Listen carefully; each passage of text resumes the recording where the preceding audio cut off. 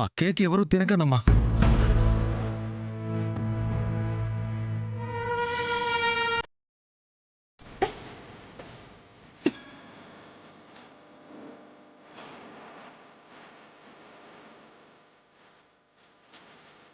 ఏమైంది బావా?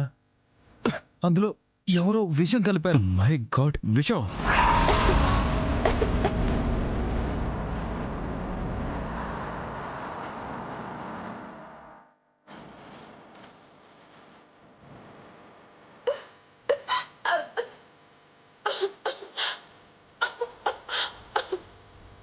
నాకు కూడా కడుపులో తిప్పుతుందన్నయ్య.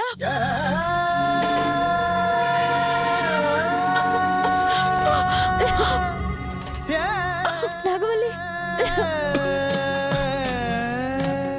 అయ్యో, మనం చనిపోతాం, కానీ కడుపులో ఉన్న బిడ్డకు కూడా ప్రమాదం కదన్నయ్య.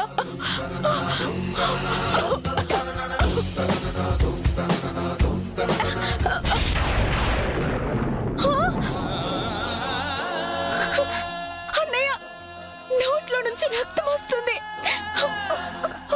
అమ్మా కుముద, కుముదలే, కుముద, ఏమైందమ్మా? కుముద, కుముద, కుముద.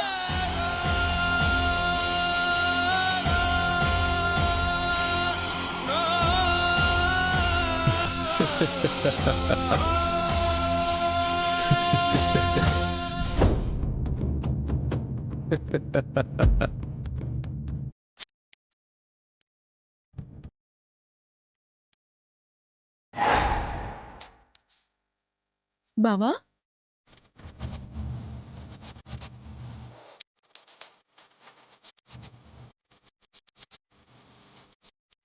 ఎందుకు నీలో నువ్వే నవ్వుకుంటున్నావు?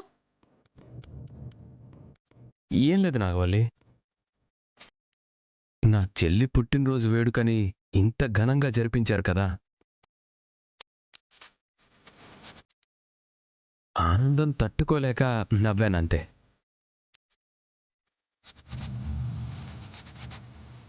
నువ్వు కేక్ కట్ చేసివా?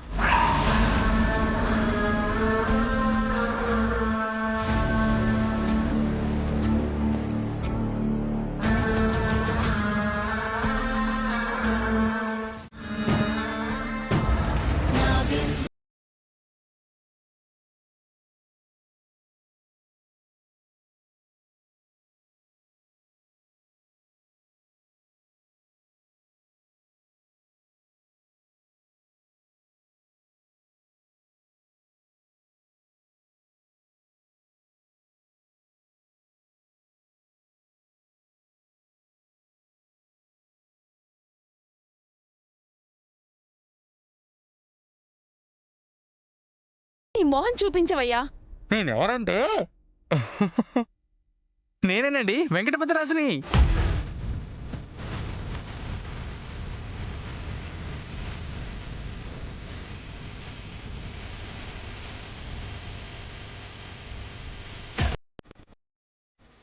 మీరేంటండి ఇలా వచ్చారు? ఎంత కంగారు పడ్డానో తెలుసా? కొంప ముంచావు కదా వెంకటపతిరాజు. కరెక్ట్గా కేక్ నోట్లో పెట్టుకునే టైంలో వచ్చి ప్లాన్ అంతా, చిచి, ప్రోగ్రామ్ అంతా పాడు చేసావు. సారీ అండి, అందరినీ సర్ప్రైజ్ చేయాలనుకుని ఇలా వచ్చాను. అంతలోనే ఇలా జరిగిపోయింది. సర్ప్రైజ్ కాదయ్యా, కేక్ కింద పడేసి మమ్మల్ని డిసప్పాయింట్ చేసావు.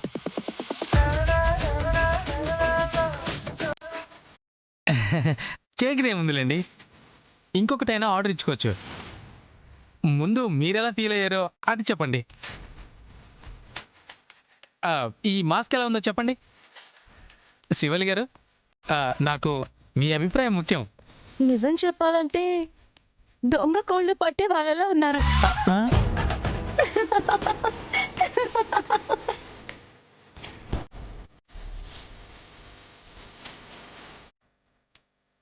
అదేంటి, బాగానే ప్లాన్ చేశానే. ముఖానికి మాస్క్ వేసుకొస్తే దొంగనే కదా ఎవరైనా అనుకుంటారు. అందరినీ టెన్షన్ పెట్టించారు కదండి.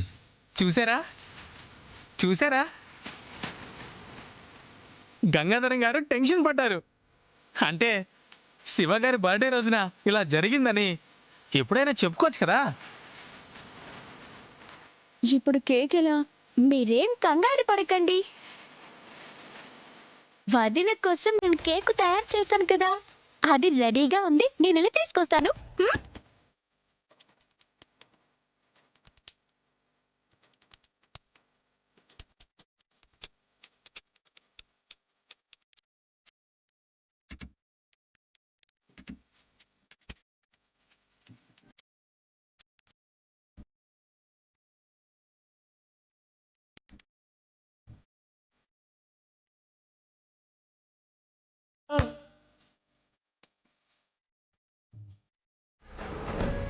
మరి మీ నాన్న గురించి ఏమంటావు వీర్రాజు? మనమే మనసు మార్చుకొని వెళ్ళిపోవాలి కానీ ఆయన మాత్రం మారేలా లేడు.